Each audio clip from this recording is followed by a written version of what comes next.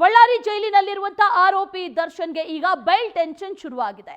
ಈಗ ಇರೋದು ಒಂದೇ, ಮುಂದೆ ಬೇಲ್ ತಗೊಳ್ಳೋದು ಹೇಗೆ, ಯಾವ ಆಧಾರದ ಮೇಲೆ ಯಾವೆಲ್ಲ ವಿಚಾರಗಳನ್ನ ಮೆನ್ಷನ್ ಮಾಡಿ ಬೇಲ್ ತಗೊಳ್ಬೇಕು ಅನ್ನೋದೇ ಟೆನ್ಷನ್. ಹಿಂದೆ ಜಾಮೀನಿಗೆ ಅರ್ಜಿಯನ್ನ ಸಲ್ಲಿಸಲಿದ್ದಾರೆ ಕಿಲ್ಲಿಂಗ್ ಸ್ಟಾರ್. ಪತಿ ದರ್ಶನ್ಗೆ ಜಾಮೀನನ್ನ ಕೊಡಿಸಬೇಕು ಅಂತ ವಿಜಯಲಕ್ಷ್ಮಿ ಸಾಕಷ್ಟು ಸರ್ಕಸ್ ಮಾಡ್ತಾ ಇದ್ದಾರೆ. ಈಗಾಗಲೇ ವಕೀಲರ ಜೊತೆಗೂ ಕೂಡ ಚರ್ಚೆಯನ್ನು ನಡೆಸಿದ್ದಾರೆ ಪತ್ನಿ ವಿಜಯಲಕ್ಷ್ಮಿ. ಬಳ್ಳಾರಿ ಜೈಲಲ್ಲಿ ವಕಾಲತ್ತಿಗೆ ಸಹಿಯನ್ನ ಕೂಡ ಪಡೆದಿದ್ದಾರೆ. ಈಗಾಗಲೇ ಸಹೋದರ ದಿನಕರ್ ತೂಗ್ದೀಪ್ ಜೊತೆಗೆ ಆಗಮಿಸಿದಂತ ವಿಜಯಲಕ್ಷ್ಮಿ ವಕಾಲತ್ತಿಗೆ ಸೈನ್ ಮಾಡಿಸಿಕೊಂಡಿದ್ದಾರೆ. ಚಾರ್ಜ್ ಶೀಟ್ನಲ್ಲಿ ಉಲ್ಲೇಖವಾಗಿರುವಂತಹ ಕೆಡಿ ಗ್ಯಾಂಗ್ ಕ್ರೌರ್ಯ ಒಂದು ಕಡೆ, ಮತ್ತೊಂದು ಕಡೆಯಲ್ಲಿ ಬೇಲ್ಗಾಗಿ ಟೆನ್ಷನ್ ಆಗಿದ್ದಾರೆ. ಬೇಲ್ ಪಡಿಬೇಕು ಅನ್ನುವಂಥ ನಿಟ್ಟಿನಲ್ಲಿ ವಿಜಯಲಕ್ಷ್ಮಿ ಸರ್ಕಸ್ ಮಾಡ್ತಾ ಇದ್ದಾರೆ. ಹಿರಿಯ ಕಾನೂನು ತಜ್ಞರ ಮೊರೆ ಹೋಗಿದ್ರು, ಹಿರಿಯ ಲಾಯರ್ಗಳ ಜೊತೆ ಮಾತುಕತೆಯನ್ನು ನಡೆಸಿದ್ದಾರೆ. ಜೊತೆಗೆ 4 ಲಾಯರ್ಗಳ ತಂಡದ ಜೊತೆಗೂ ಕೂಡ ನಿರಂತರವಾಗಿ ಸಂಪರ್ಕದಲ್ಲಿದ್ದು ಬೇಲ್ಗಾಗಿ ಪಿಟಿಷನ್ ಹಾಕೋದಕ್ಕೂ ಕೂಡ ಎಲ್ಲ ರೀತಿಯ ಸಿದ್ಧತೆಗಳನ್ನು ಕೂಡ ಮಾಡ್ಕೊಂಡಿದ್ದಾರೆ ಅನ್ನುವಂಥ ಮಾಹಿತಿ ಕೂಡ ಲಭ್ಯವಾಗ್ತಾ ಇದೆ. ಮತ್ತಷ್ಟು ಡೀಟೇಲ್ಸನ್ನು ನೀಡ್ತಾ ಹೋಗ್ತಾರೆ ನಮ್ಮ ಪ್ರತಿನಿಧಿ ವೆಂಕಟೇಶ್. ನೇರ ಸಂಪರ್ಕದಲ್ಲಿ ಜಾಯಿನ್ ಆಗ್ತಾ ಇದ್ದಾರೆ. ವೆಂಕಟೇಶ್, ಗಮನಿಸ್ತಾ ಇದ್ದೀವಿ ಇವತ್ತಿಗೆ ಬಂಧನದ ಅವಧಿ ಮುಕ್ತಾಯ ಆಗ್ತಾ ಇದೆ.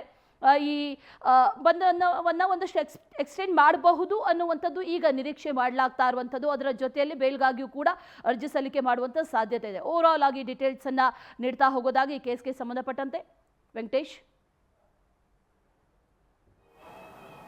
ಅಶ್ವಿನಿ, ಈಗಾಗಲೇ ಏನು ಇವತ್ತು ಸೆಪ್ಟೆಂಬರ್ 9ಕ್ಕೆ ನ್ಯಾಯಾಂಗ ಬಂಧನದ ಅವಧಿ ಕೂಡ ಅಂತ್ಯ ಆಗ್ತಾ ಇದೆ 17 ಜನ ಆರೋಪಿಗಳದ್ದು. ಸೊ ಅವರೆಲ್ಲರನ್ನೂ ಕೂಡ ಏನು ವಿಡಿಯೋ ಕಾನ್ಫರೆನ್ಸ್ ಮೂಲಕ ನ್ಯಾಯಾಧೀಶರ ಮುಂದೆ ಹಾಜರುಪಡಿಸುವ ಕೆಲಸವನ್ನಾಗುತ್ತೆ. ಅಂದರೆ ಎಲ್ಲರೂ ಕೂಡ ಇರುವಿಕೆಯನ್ನು ಖಚಿತಪಡಿಸಿಕೊಳ್ಳುವ ಕೆಲಸವನ್ನು ಮಾಡ್ತಾರೆ ನ್ಯಾಯಾಧೀಶರು. ತದನಂತರ ಏನು ಈ ಒಂದು ಬಂಧನದ ಅವಧಿಯನ್ನು ಎಕ್ಸ್ಟೆಂಡ್ ಮಾಡುವ ಸಾಧ್ಯತೆ ಇದೆ. ಯಾಕಂತ ಹೇಳಿದ್ರೆ ಏನು ಕಳೆದ 2 ದಿನಗಳ ಹಿಂದಷ್ಟೇ ಒಂದು ಚಾರ್ಜ್ ಶೀಟನ್ನು ಕೂಡ ಸಲ್ಲಿಕೆ ಮಾಡಿದ್ರು ಪೊಲೀಸರು. ಇವತ್ತು ಅದಕ್ಕೆ ಒಂದು CC ನಂಬರ್ ಕೂಡ ಬರುವಂಥದ್ದು. ತದನಂತರ ACMM ನ್ಯಾಯಾಲಯದಿಂದ ಸೆಷನ್ ನ್ಯಾಯಾಲಯಕ್ಕೆ ಕೂಡ ಅದು ರವಾನೆ ಆಗುತ್ತೆ. ಅಲ್ಲಿಂದ ವಿಚಾರಣೆ ಕೂಡ ಆರಂಭವಾಗುತ್ತೆ. ಹಾಗಾಗಿ ವಿಚಾರಣೆಯನ್ನು ಮಾಡಬೇಕಾದಂಥ ಅವಶ್ಯಕತೆ ಇರೋದ್ರಿಂದಾಗಿ ಕೂಡ ಏನು ಆರೋಪಿಗಳು ಈ ಒಂದು ಕೃತ್ಯದಲ್ಲಿ ಎಷ್ಟರ ಮಟ್ಟಿಗೆ ಭಾಗಿಯಾಗಿದ್ದಾರೆ ಅನ್ನೋದು ಕುರಿತು ಸುದೀರ್ಘವಾದಂತಹ ವಿಚಾರಣೆ ಕೂಡ ಆಗುತ್ತೆ. ಅಂದರೆ ಅವರ ಪರ ವಕೀಲರು ಕೂಡ ವಾದವನ್ನು ಮಾಡುವಂಥವ್ರು ಮತ್ತು ಸರ್ಕಾರ ಪರ ವಕೀಲರು ಕೂಡ ಈ ಪ್ರಕರಣಕ್ಕೆ ಸಂಬಂಧಪಟ್ಟಂತೆ ವಾದವನ್ನು ಮಾಡ್ತಾರೆ. ಸೊ ಹಾಗಾಗಿ ಏನು ಈಗ ಒಂದು ವೇಳೆ ಏನಾದರೂ ಜಾಮೀನಿಗಾಗಿ ಅವರು ಅರ್ಜಿಯನ್ನು ಹಾಕ್ಕೊಂಡ್ರು ಕೂಡ ಅದು ತಿರಸ್ಕಾರ ಆಗುವ ಸಾಧ್ಯತೆ, ಅಂದರೆ ವಜಾ ಮಾಡುವ ಸಾಧ್ಯತೆಗಳು ಬಹುತೇಕ ಖಚಿತ ಅಂತಲೇ ಹೇಳ್ಬೋದು. ಯಾಕಂತೇಳಿದ್ರೆ ಈಗಷ್ಟೇ ಚಾರ್ಜ್ ಶೀಟ್ ಸಲ್ಲಿಕೆ ಆದ ನಂತರ ಈ ಪ್ರಕರಣಕ್ಕೆ ಸಂಬಂಧಪಟ್ಟಂತೆ ಯಾವುದೇ ರೀತಿಯಾದಂಥ ಬೇಲ್ ಸಿಗೋದು ಕೂಡ ಕಷ್ಟ. ಯಾಕಂದರೆ ಅಷ್ಟು ಕ್ರೂರವಾಗಿ ರೇಣುಕಾಸ್ವಾಮಿಯನ್ನು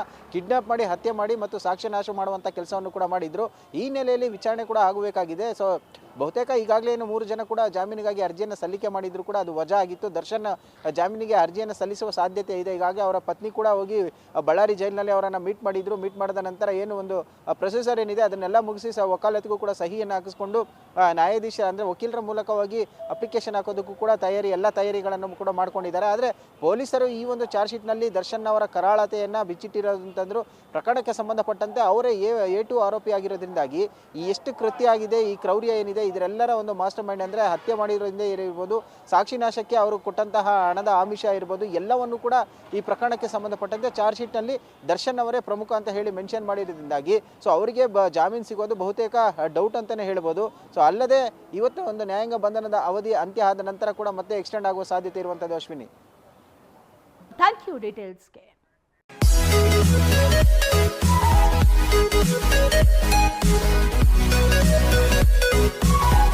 Thank you.